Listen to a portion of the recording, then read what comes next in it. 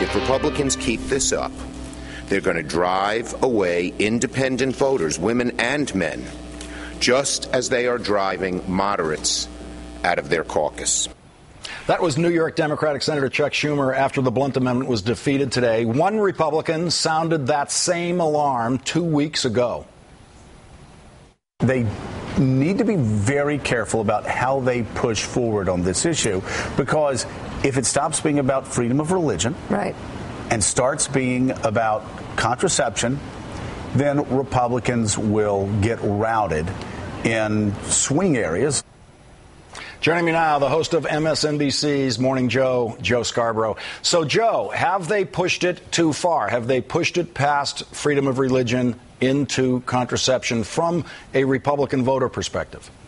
You know, I think at this point they have. When you have people like my wife, who's very pro-life, who lectures me on exceptions, who's never voted for a Democratic president in her life, when you have her and her friends sitting around breakfast tables, as I heard them a couple of weekends ago, saying what's happened to our party, that's a real problem. I mean, you know, Lawrence, I think you'll agree with me, whether you think it's demagoguery, whether you think it's fair or not, Republicans have a pretty good slate of issues moving forward against the president this fall. They can talk about taxes and how taxes will go up if the president's reelected. They can talk about the bailouts, even though, of course, they were George Bush's bailouts as well.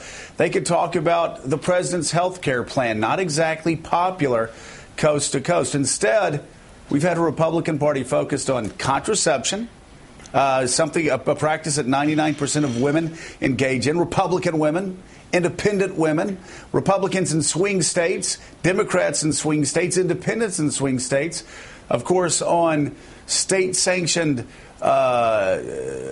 vaginal probes and a series of other issues, like whether somebody's a snob because they think it's a good thing to encourage our children to go to colleges. There are all these distractions, including, saying that John Kennedy speech made somebody want to throw up on their sweater vest. There are all of these issues that are not only scaring independent voters, but they're scaring die-hard, rock-ribbed Republicans into asking, why are you guys focused on side issues that aren't going to help you win this fall? It's been a very, very bad month for the Republican Party. Joe, in 2008, the majority of voters were women. Democrats won the women vote 56% to 43% for the Republicans. The Republicans know this. They stare at these numbers. You must be talking to some Republicans who are quietly in the back room saying, what are we doing? How do we get away from this? Oh, there's no doubt about it. And there are so many Republicans that saw this year as a year that the party could win not only the White House, they could win the Senate as well as the House of Representatives.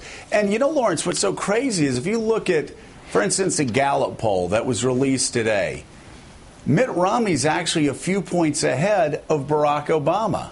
But all that said, it looks like this is a party that is intent on driving away women voters, independent voters, and voters in swing states.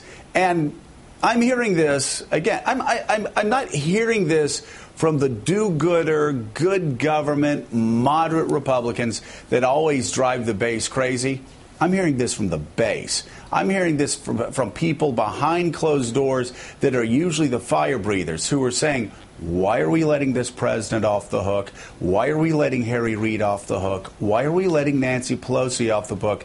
Talking about side issues, again, that not only chase the other side away from us, but our own party away from us. And as long as we're talking about contraception, whether it's the Blunt Amendment or whether it's a Virginia amendment or whether it's an Alabama amendment, as long as we're talking about that, we have all of our talking heads, we have all of our politicians, we have all of our opinion pages obsessed on an issue that was resolved in 1965. I think that's when Griswold was resolved. Yeah.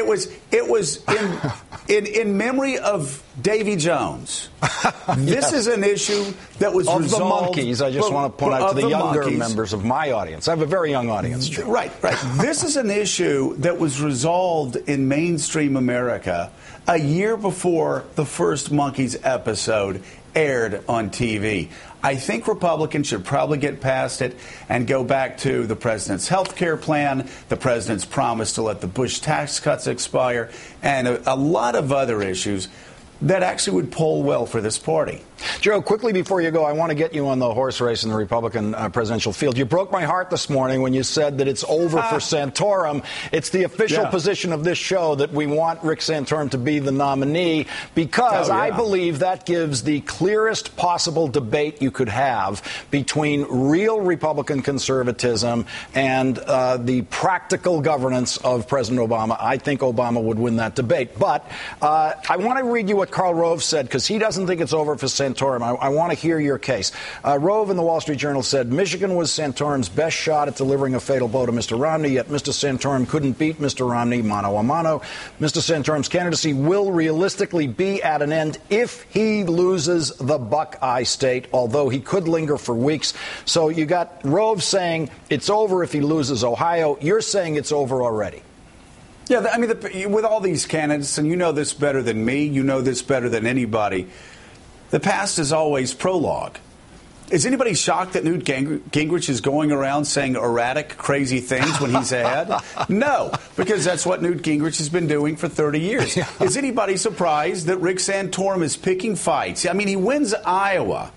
And then immediately, you know, you and I both, when somebody wins Iowa, when they come out of nowhere, that's when you look at them closely. You say, what are they built of? Are they going to be excited, too excitable? Are they going to act like they've been there before, in the words of Vince Lombardi? He goes to New Hampshire and he starts debating college students on gay marriage. Instead of talking about his grandfather, instead of talking about blue-collar concerns, instead of talking about bringing the manufacturing base back to America. So the past is prologue for Rick Santorum. He's loved fighting these side issues for the past 20 years, and perhaps it's because these side issues, as the Wall Street Journal has said in an editorial page, are not side issues at all. Maybe the economy, maybe getting Americans back to work, maybe true tax reform, maybe true entitlement reform, maybe those are side issues with Rick Santorum. And like the Wall Street Journal editorial page, I fear they are. And that's why I think he's shown his hand. He's incapable of running a disciplined campaign. He's incapable of running a disciplined message. And that's why I think even if he wins in Ohio, there's no way he's going to be able to catch up with Romney's Death Star machine going into Tampa. I think this one's over. Joe Scarborough, the hardest working man at MSNBC. 3 hours a day, 6 a.m. to 9, 5 days a week on Morning Joe. Joe, thank you very much for joining me tonight. Thank you, Lawrence. Appreciate it.